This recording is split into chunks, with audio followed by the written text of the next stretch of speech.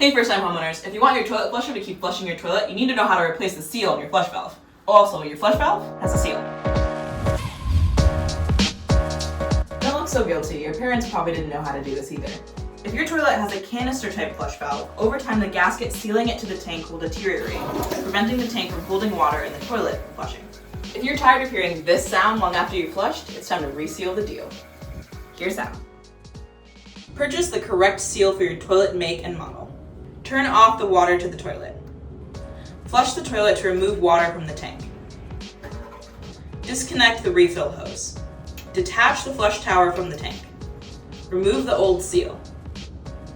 Insert the new seal by stretching it around the bottom of the canister and working it into the groove with your finger until flat. Replace the flush tower and secure it. Reinsert the refill hose.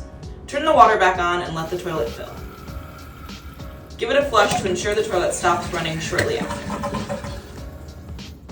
And there you have it. Your flush valve is sealed and your conscience